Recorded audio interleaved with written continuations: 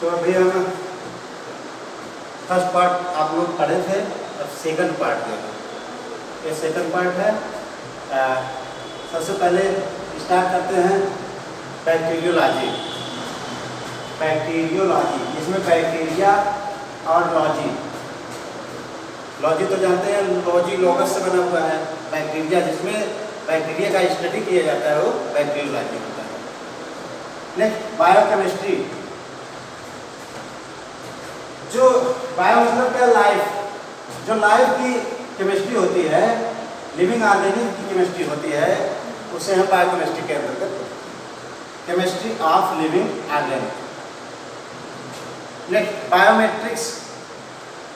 एक आता है, ये जाता है काई टेस्ट, जो फील्ड में किया जाता है। फील्ड का हम आकार देखते हैं और उसमें एक राउंड में गोला हमारे पास होता है, उसको ले जाकर फील्ड में फेंकते हैं। तो फेंकते हैं तो हमको चाहे प्लांट काउंट करना हो, चाहे एनिमल इंसेक्ट काउंट करना हो, चाहे कोई भी जीव काउंट करना है, तो हमको एरिया वाइज करते हैं काम।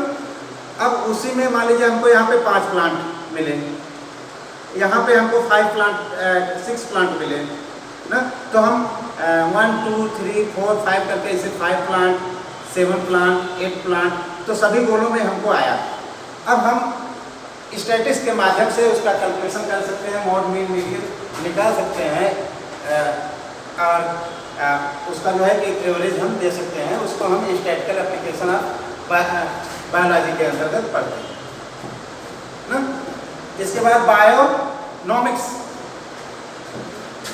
इसमें बायोनॉमिक्स कभी कदार जो है एग्जाम में जब पूछता है तो ऐसे मिलते जुलते शब्द एक ही साथ जो है ऑप्शन में रखे जाते हैं जिससे कंफ्यूजन हो। तो ये बायोनॉमिक्स है, in relation of an individual organism. इसमें बायोनॉमिक्स में पर्यावरण से जो इन्वायरमेंट है, इंडिविजुअल रिलेशन का अध्ययन करते हैं। In the relation of individual organism to its environment. जो पर्यावरण है उसका हम जब इंडिविजुअल स्टडी करते हैं तो उसी को कहते हैं बायोनॉमिक्स। Next biophysics. फिजिक्स तो पदार्थ का अध्ययन किया जाता है, पदार्थों का, जिसमें सॉलिड लिक्विड गैस किसका द्रव्यमान निश्चित है, किसका क्या है, ठीक है। तो उसका जब अध्ययन किया जाता है उसको बायोफिजिक्स, वो लाइफ में, ठीक है। जैसे हमारा सॉल्ट जेल आता है ना, जो प्रोटोप्लाज्म है सॉल्ट जेल अवस्था में रहता है। तो ये स्टेज अवस्थाएं जो है बदलती रहती हैं, सॉल्ट से जेल, जेल से सॉल्ट, तो उसका अध्ययन हम जो फिजिक्स के अंतर्गत करते हैं, तो बायोफिजिक्स उसको कहा जाता है। बोनसाई देखिए इंपॉर्टेंट है, बहुत बार पूछा जा चुका है बहुत से एग्जाम में। अब ऑप्शन में बोनसाई भी रहता है और कभी कभार रख दिया जाता है इक्वेना को। दोनों देखिए सामान मिल रहा है, बोनसाई और इक्वेना। बोनसाई में क्या है, आर्ट ऑफ ग्रोइंग 60 प्लांट। तो जो 60 प्लांट का जो है कि उगाने की जो कला हम सीखते हैं वो बोनसाई के अंतर्गत आता है। लेकिन आर्ट ऑफ फ्लोरल अरेंजमेंट, जो पौधों का फ्लोरल पुष्पों का अरेंजमेंट होता है, उसको इक्बाना बोलते हैं। तो इक्बाना और बोनसाई में अंतर है, इसमें आर्ट ऑफ प्लांट का करते हैं, उसमें फ्लावर का अरेंजमेंट करते हैं। Next bryology. ब्रायोलॉजी क्या है? Bryology bryophytes. किसी एक ब्रायोफाइट्स पौधे का नाम बताइए। जैसे रिक्सिया, मार्केंसिया, एंथोसिरास, स्फेग्नम, बहुत सारे पौधे हैं ब्रायोफाइटा के अंतर्गत जो हम लोग पढ़ते हैं, ठीक है। ये एम्फीबियस प्लांट होते हैं जो जल और स्थल दोनों पे रह सकते हैं, उसको जो है ब्रायोलॉजी के अंतर्गत। हाँ, रिक्सिया ये जहाँ पे नमी वाले स्थान होते हैं, मार्केंसिया, एंथोसिरास, स्फेग्नम, बहुत सारे पौधे हैं, ठीक है। तो इनके विषय में पढ़ा जाता है। नेक्स्ट हम देखते हैं कार्डियोलॉजी। कार्डियोलॉजी डॉक्टर होता है ना, हार्ट से रिलेटेड जो होता है वो कार्डियोलॉजिस्ट होता है। तो हार्ट का फंक्शन और डिजीज को इसके अंतर्गत स्टडी किया जाता है, study of heart function and diseases. Next carpology, yes, fruits and seeds, study of fruits and seeds is called carpology. Next chondriology, chondriology, all cartilage bones, study of all cartilage bones is called chondrology. Next cytology, that is more important. Chondrology, cytology, carpology, important questions. cytology always you study whale fish, whale मछली जो होती है, बल्कि मछली नहीं है but वो क्या है, मैमल्स है, वो मैमल्स की श्रेणी में आता है, इसको हम सेटोलॉजी के अंतर्गत स्टडी करते हैं।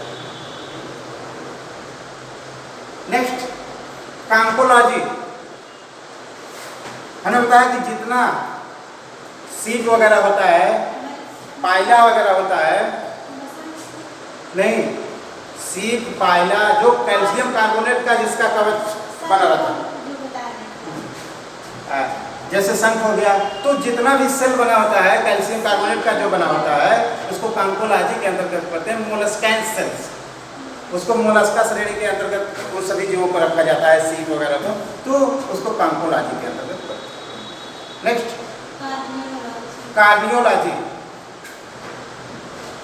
क्रैनियोलॉजी जो होता है स्कल, जैसे हमारी खोपड़ी है, खोपड़ी ना, इधर कितनी बोन है इसमें, फ्रंटल, पैराइटल, ऑक्सीपिटल, हाँ, इसमें टोटल इस तरह से शटर बने होते हैं, ऐसे शटर, ऐसे शटर बने होते हैं, ठीक है। तो इसमें टोटल 8 बोन्स हैं, स्कल बोलते हैं। इसी को जो है क्रैनियोलॉजी कहा जाता है। तो क्रैनियोलॉजी के अंतर्गत जब इसका अध्ययन किया जाता है, जब कोई ऑपरेशन कहीं से करना होता है तो MRI कराया जाता है, तो वहीं से उसका जो है कि ये शटर खोल के निकाल लिया जाता है और ऑपरेशन कर दिया जाता है। तो इसको हम क्रैनियोलॉजी के अंतर्गत स्टडी करते हैं। इसमें 8 बोन्स हैं total. Cytogenetics, what is cytogenetics?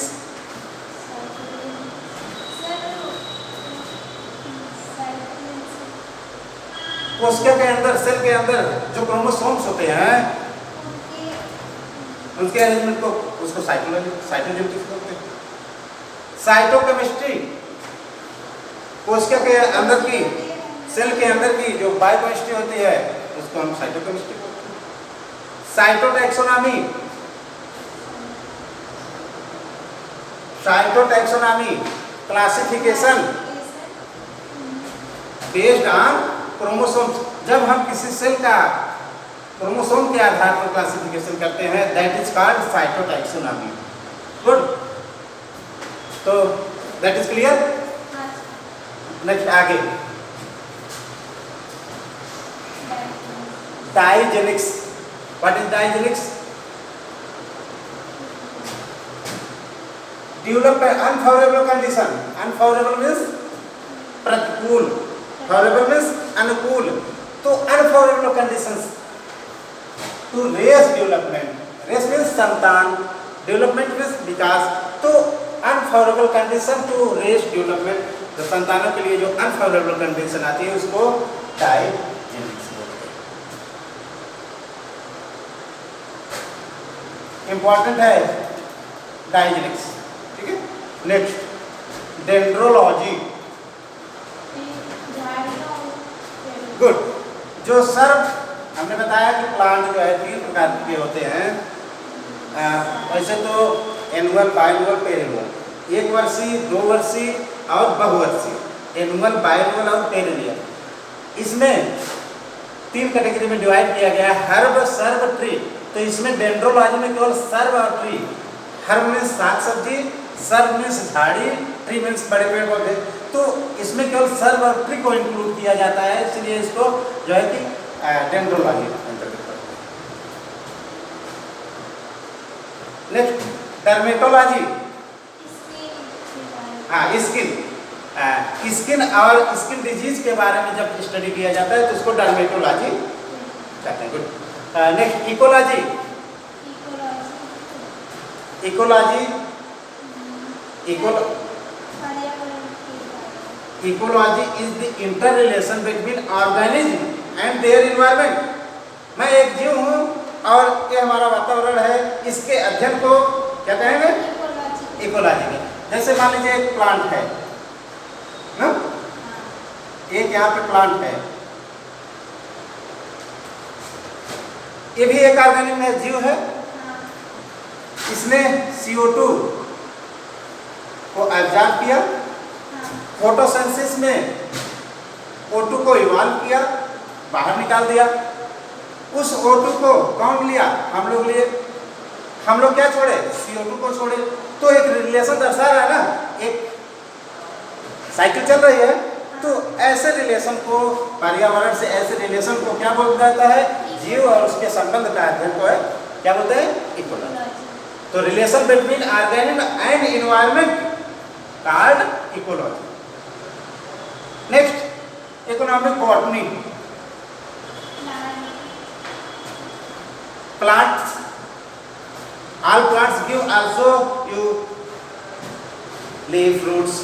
Fruits always eaten, fruits, leaves, stems and other products जैसे ग्रेन वगैरह। तो हम लोग जो खाते हैं प्लांट का प्रोडक्ट, वो प्लांट इकोनॉमी के अंतर्गत आता है। बहुत से मेडिसिनल प्लांट होते हैं, उनको हम खाते हैं। Next endocrinology. इंडोक्राइनोलॉजी हमारे अंतःस्रावी ग्रंथ, जो अंतःस्रावी ग्रंथ होते हैं, एक बहिःस्रावी ग्रंथ होती है, एक अंतःस्रावी, जो शरीर के जो डक्ट के माध्यम से एंजाइना हार्मोन को बाहर निकालती है, उसको एक्सोक्राइन ग्लैंड्स बोलते हैं। और जो वहीं सेल के पास निकालती है उसको एंडोक्राइन ग्लैंड्स बोलते हैं। तो अंतःस्रावी ग्रंथियां जो होती हैं उसका जो स्टडी किया जाता है तो इंडोक्राइनो ग्लैंड। हमारे शरीर में एक मिक्स ग्लैंड है, केवल एक ही है, और क्या है? पैंक्रियाज। इंटेस्टाइन से आता है, आमाशय से नीचे आता है तो पैंक्रियाज। यहाँ पे मिक्स ग्लैंड रहती है। इंडोक्राइन एक्सोक्राइन दोनों ग्लैंड इसमें होती है, इसलिए इसको मिक्स ग्लैंड बोलते हैं, मिश्रित ग्लैंड। यही हमारी बॉडी में एक ग्लैंड है, इसमें दोनों निकलता है। तो इसमें हार्मोन भी निकलता है। 3 सेल रहता है इसमें, alpha cell, beta cell, gamma cell, 3 cell होता है। अल्फा सेल से ग्लाइकोगॉन निकलता है, ग्लाइकोगॉन हार्मोन निकलता है। बीटा सेल से इंसुलिन हार्मोन निकलता है, इससे सोमैटोस्टेरोन निकलता है। यही ग्लाइकोगॉन जो है, जो ग्लाइकोजन रहता है, उसको ग्लूकोज में चेंज करता है। जब हमको ऊर्जा की जरूरत होती है, जो हमारे बॉडी में रहता है, उसको फिर ऊर्जा के रूप में चेंज कर देता है। और ये इंसुलिन क्या करता है? जो ग्लूकोज हम खाते हैं उसको कन्वर्ट करता है ग्लाइकोजन में, तो ये बीटा सेल निकालता है। तो यही एक हमारे बॉडी में मिक्स ग्लैंड है, इंडोक्राइन ग्लैंड। तो हम जब अंतःस्रावी ग्रंथियों का अध्ययन करते हैं और उसमें हार्मोन भी इंक्लूड रहता है, तो उसको क्या कहते हैं? Endocrine glands. अगर यही इंसुलिन कम हो जाता है हमारी बॉडी में निकलना, तो क्या हो जाता है? डायबिटीज, शुगर ना? इसमें बहुत पेशेंट बढ़ रहे हैं शुगर के। WHO ने इसीलिए रेंज को बढ़ा दिया है। पहले 110, 120, 80 से 110 था। अब जब सबको हो रहा है तो डॉक्टर दवा देने के लिए जो है परेशान रहता है कि जिसका शुगर बढ़ा उसको दवाई देना चालू और पेशेंट से वसूलना चालू। इसीलिए उसका रेंज बढ़ा के 140 से 160 कर दी। लो भैया, सबका उतने तक पहुँचते पहुँचते डॉक्टर दवाई दे। दवा तो नुकसानदायक होती है, ठीक है। इतना तक रहने में कोई प्रॉब्लम नहीं, लेकिन इससे ऊपर जाए तो प्रॉब्लम है, ठीक है। Next entomology. एंटोमोलॉजी, जितने इंसेक्ट होते हैं आर्थ्रोपोडा में क्या रहते हैं? इंसेक्ट्स बहुत सारे, सबसे ज़्यादा 53 लाख जातियाँ आर्थ्रोपोडा में हैं। तो इसमें हम इंसेक्ट का अध्ययन करते हैं, एंटोमोलॉजी। कीड़े मकोड़ों का, कीट पतंगों का, सब एंटोमोलॉजी के अंतर्गत आता है। इथिक्स, अब देखिए ये इथिक्स बहुत इंपॉर्टेंट है। इसमें जो पॉपुलेशन होती है, जो पब्लिक होती है, मेंटल क्वालिटी ऑफ पॉपुलेशन, तो इसमें हम क्या चेक करते हैं, मेंटल क्वालिटी ऑफ पॉपुलेशन, जनसंख्या का जो है मेंटल क्वालिटी इथिक्स में अध्ययन किया जाता है, study of mental quality of population. Ethology, what is ethology, बहुत इंपॉर्टेंट है इथोलॉजी। इथोलॉजी, इथनोलॉजी, यूजेनिक्स, यूथेनिक्स, ये सब जो है कंफ्यूजन करता है एग्जाम में बैठने के बाद बच्चों को, आप गलत करके क्वेश्चन आते हैं। तो इसको इथोलॉजी, एनिमल की हैबिट, जो एनिमल, सभी जीवों की एक हैबिट होती है, उस हैबिट का अध्ययन किया जाता है, किसकी क्या हैबिट है, और उसके व्यवहार का अध्ययन किया जाता है। सभी जीवों का अलग अलग व्यवहार होता है, तो जब आदत और व्यवहार का अध्ययन किया जाता है तो इथोलॉजी कहते हैं। Study of habits and behaviour is called ethology. Next again ethnology. Ethology में हैबिट बिहेवियर एंड इथनोलॉजी में कैरेक्टर्स एंड डिस्ट्रीब्यूशन, जो लक्षण होता है और उसका जो डिस्ट्रीब्यूशन होता है उसका इथोलॉजी। हाँ, प्रत्येक एनिमल का एक लक्षण होता है, external characters and internal characters. जैसे प्लांट ही ले लीजिए, साग, हर्ब, सर्वट्री, कोई छोटा है कोई बड़ा, तो उसका लक्षण है ना, छोटा लक्षण, बड़ा लक्षण। इसी तरह से ह्यूमन में भी बहुत सारे लक्षण होते हैं। सभी ऑर्गेनिज्म में जितने भी जीव होते हैं सब में अलग अलग कैरेक्टर्स होते हैं, ठीक है। तो वो एक्सटर्नल इंटरनल दोनों हो सकते हैं, तो इसी को इथनोलॉजी कहते हैं। उसका कैरेक्टर्स एंड डिस्ट्रीब्यूशन जब स्टडी किया जाता है तो इथनोलॉजी कहलाता है। इटियोलॉजी, देखिए इटियोलॉजी भी इंपॉर्टेंट है, पूछा जाता है, ठीक है। इटियोलॉजी, इसमें रोग का कारण पता लगाया जाता है। इटियोलॉजी में क्या कारण है कि इनको रोग ऐसा है, केस ऑफ डिजीज, डिजीज के कारण पता लगाए जाते हैं, इटियोलॉजी। अब देखिए तीन बहुत इंपॉर्टेंट है, यूजेनिक्स, यूफेनिक्स, यूथेनिक्स। इसको अक्सर पूछा जाता है। यूजेनिक्स, यूथेनिक्स, यूफेनिक्स। यूजेनिक्स क्या है, important of human race by improvement of human race by gene या जेनेटिक्स। जीन के द्वारा जब हम किसी मनुष्य की संतानों में सुधार करते हैं तब उसे क्या कहते हैं, यूजेनिक्स। और यूफेनिक्स क्या है, improvement of human race symptoms ना,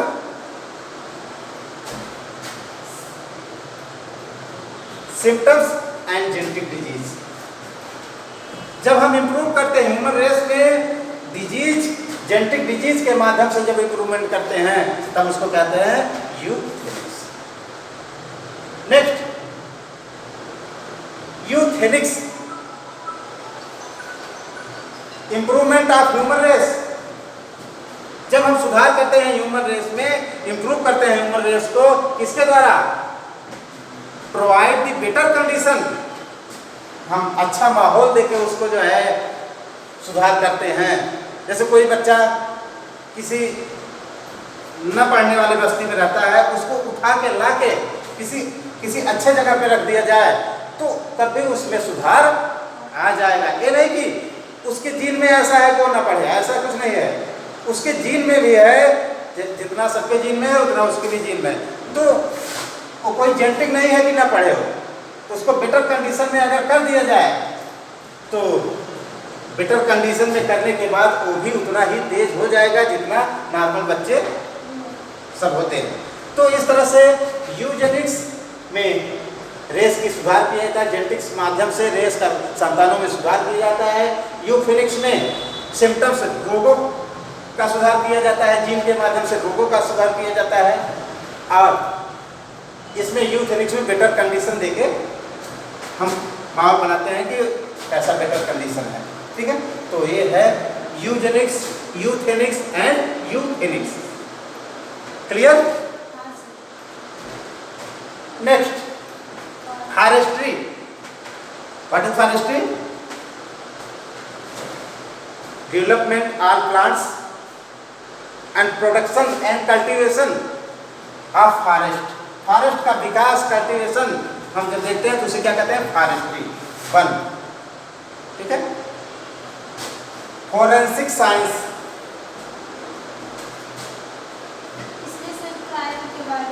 हाँ, जितना क्राइम होता है उसमें फोरेंसिक साइंस जो होता है, जैसे ब्लड हो गया, हेयर हो गया, इसके कोई भी बॉडी का पार्ट अगर मिल गया, कोई भी फिंगरप्रिंट वगैरह मिल गया तो हाँ, उसकी जांच करके फोरेंसिक साइंस के अंतर्गत इंक्लूड है। Study of detection of crimes is called forensic science. Next, genetics. What is genetics? Genetics को हिंदी में क्या कहते हैं?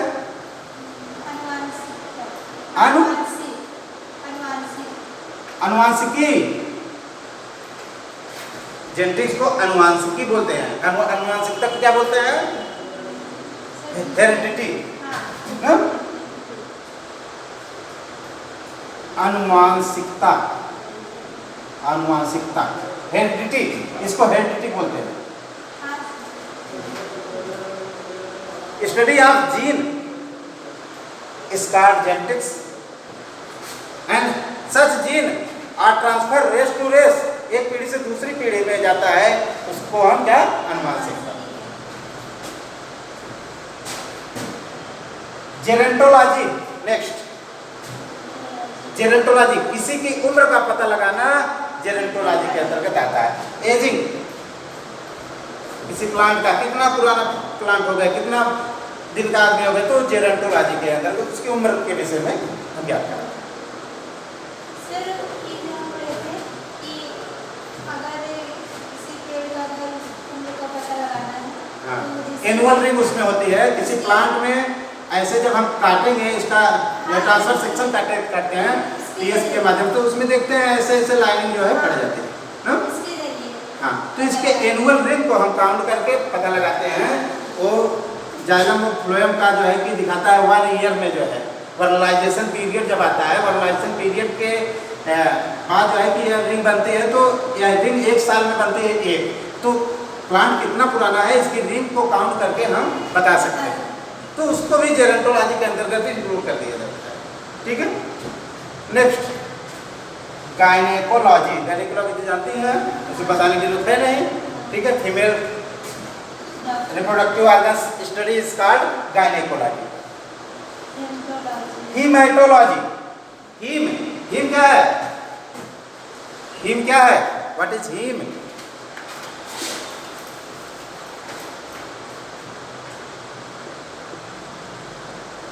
Heme मतलब होता है ब्लड। हेमाटोलॉजी, जो हमारे शरीर में एचबी रहती है, किससे मिलती है? O2 से मिलती है, तो इसको ऑक्सी हीमोग्लोबिन कहा जाता है। एचबी क्या है? हीम है, इसमें आयरन है, आयरन मिलकर एचबी बनाता है। यही हमारे बॉडी में ऑक्सी हीमोग्लोबिन होता है, जो कि हाँ, जो रेड ब्लड है दिखाई देता है, रेड ब्लड इसमें मेन में आर्टरी बता है। और जो नीला नीला दिखाई दे रहा है, तो उसमें क्या है? एचबी प्लस CO2 है। नीला नीला, इसी कारण नीला हो जाता है, ब्लैक हो जाता है, नीली नसें दिखाई देती हैं बॉडी में। ठीक है, तो वहाँ क्या होता है? वहाँ जाके फेफड़े में फिर ट्रांसफर हो जाता है, O2 ले आता है और CO2 को निकाल देता है। इम्प्योर ब्लड होता है, इम्प्योर ब्लड हो जाता है। तो उसी को हम ब्लड का अध्ययन करते हैं, किसके अंतर्गत?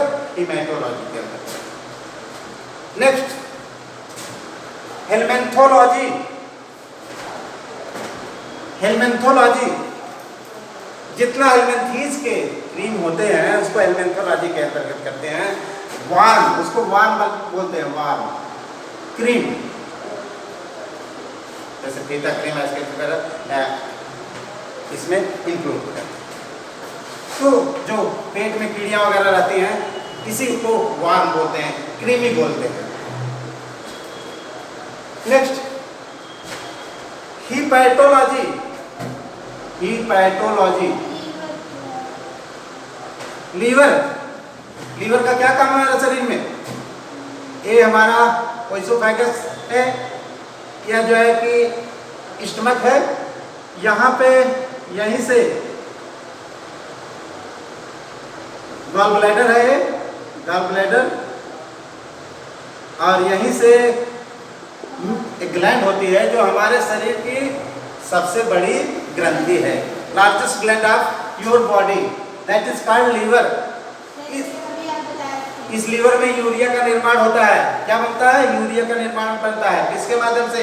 आर्निथियन साइकिल एक चलती है, आर्निथियन साइकिल के माध्यम से यूरिया का निर्माण होता है, और बॉयल का निर्माण होता है जो गॉल ब्लैडर में इकट्ठा रहता है, यही पित्त जाके यहाँ पे क्षारीय कर देता है। अभी तो यहाँ भोजन अम्लीय रहता है, यहाँ जाके क्षारीय करता है। तो लीवर का अध्ययन जो है हम करते हैं किसके अंतर्गत? हिपैटोलॉजी।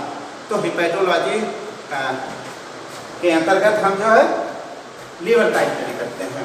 Next herpetology. हर्पिटोलॉजी, हर्पिटोलॉजी जो रेत का चलने वाले जीव होते हैं, क्या कहते हैं उनको? रेप्टाइल्स, सरीसृप। क्या कहते हैं? सरीसृप, रेप्टाइल्स। इसको रेप्टाइल्स को हम हर्पिटोलॉजी के अंतर्गत करते हैं। हम लोगों का ब्लड जो होता है वार्म ब्लड होता है, और उनका क्या होता है? कोल्ड ब्लड होता है, इसलिए ठंडी गर्मी का एहसास नहीं करते। जैसे ठंडी बढ़ेगी उनकी बॉडी का टेम्परेचर भी उतना घटता जाएगा। जैसे ठंडी बढ़ेगी तो टेम्परेचर जिस तरह से ठंडी का घटेगा उस तरह से उनकी बॉडी का घटेगा, और जैसे गर्मी बढ़ेगी टेम्परेचर उनकी बॉडी का भी उस तरह से बढ़ता जाएगा। लेकिन हमारे बॉडी का टेम्परेचर कितना होता है? कितना फ़ारेनहाइट? 98. हाँ 98.64।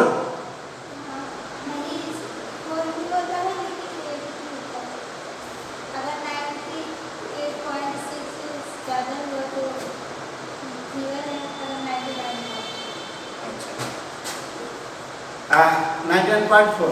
और सेल्सियस में कितना रहता है? 37। हाँ गुड, 37 डिग्री सेल्सियस हमारी बॉडी का कांस्टेंट होता है। ठीक है, तो इस तरह से हमारे शरीर का टेम्परेचर जब गर्मी बढ़ेगी तो रहेगा उतना ही, हमको गर्मी लगेगी, और जब ठंडी बढ़ेगी हमारी बॉडी का टेम्परेचर उतना ही है, ठंडी लगेगी। तो इस तरह से हम लोग जो है वार्म ब्लडेड एनिमल हैं। उन लोगों को गर्मी ठंडी का एहसास नहीं होगा। मेढक है, मेढक दूसरे में आता है। तो इस तरह से इसको हम क्या करते हैं? हर्पिटोलॉजी के अंतर्गत पढ़ते हैं। हिस्टोलॉजी। हिस्टोलॉजी कल हमने बताया था। Histology, study of tissues is called histology. Tissue study of tissues is called histology. किसी का भी ऊतक रहे, चाहे जंतु का रहे चाहे वनस्पति का रहे, वो हिस्टोलॉजी के अंतर्गत पढ़ते हैं। Horticulture. Horticulture, horticulture, what is horticulture? Horticulture देखते हैं ना?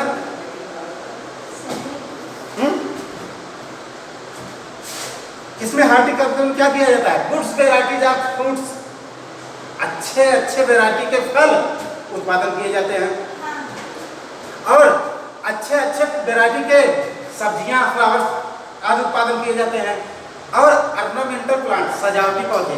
तो गुड्स वेराइटी ऑफ फ्रूट्स, जो फ्रूट्स होता है, वेजिटेबल्स होता है, ऑर्नामेंटल प्लांट होते हैं, ऑर्नामेंटल प्लांट्स होते हैं, ये सब जो है हार्टिकल्चर में स्टडी किए जाते हैं।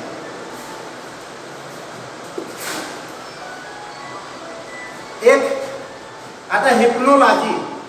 हिप्नोलॉजी, हिप्नोलॉजी, हिप्नोलॉजी में क्या होता है? नींद, हिप्नोलॉजी कहते हैं स्टडी ऑफ स्लीप, नींद के स्टडी को हम क्या कहते हैं? हिप्नोलॉजी। कुछ लोग ज़्यादा सोते हैं, कुछ लोग कम सोते हैं, कुछ लोग 3-3, 4-4 दिन तक जाग सकते हैं। तो स्टडी ऑफ स्लीप जब होता है तो उसको कहते हैं हिप्नोलॉजी। हिप्नोटाइज किया जाता है ना, लोगों को सुला दिया जाता है हिप्नोटाइज करके मनोविज्ञान में, तो उसी को क्या कहते हैं? Hypnology. Ichthyology, ichthyology, ichthyology, ichthyology study of fish is called ichthyology. Fish की स्टडी जब की जाती है तो यह क्या है? Ichthyology. Next immunology. Immunology, immune मतलब क्या होता है? हमारे बॉडी में जो रेजिस्टेंस है, लड़ने की रोगों से क्षमता है, वही क्या है? इम्यून है, हमारा इम्यून है, प्रतिरक्षा तंत्र जो होता है। तो बॉडी में जो डिफेंस होता है, डिफेंस मतलब लड़ने की क्षमता, जो बॉडी में डिफेंस होता है, रेजिस्टेंस पावर होता है, उसी को हम कहते हैं इम्यूनोलॉजी। रोगों से लड़ने की क्षमता को क्या कहते हैं? हमारे शरीर में रोगों से लड़ने की क्षमता को इम्यूनोलॉजी। काइलोलॉजी, काइलोलॉजी आजकल हम देख रहे हैं काइलोलॉजी का महत्व बढ़ता जा रहा है। जगह जगह पे क्या खुल रहा है? ब्यूटी पार्लर ना, ह्यूमन ब्यूटी, मनुष्य की सुंदरता को और अच्छा करने के लिए हम अध्ययन करते हैं kalology. Study of kalology, study of human beauty is called kalology. Next karyology, karyology, हाँ कैरियोलॉजी, जो सेल होता है, जो सेल होता है कितने पार्ट में डिवाइड किया जाता है? कौन कौन? Cytoplasm, cell wall, chloroplast. Cytoplasm also divide two parts: protoplasm and nucleus. Nucleus is not included in protoplasm. Nucleus को हम प्रोटोप्लाज्म नहीं मानते हैं, वो अलग होता है प्रोटोप्लाज्म से। एग्जाम पूछा जाता है। तो इसमें न्यूक्लियस में डबल लेयर के होते हैं न्यूक्लियस, बिना इसके सेल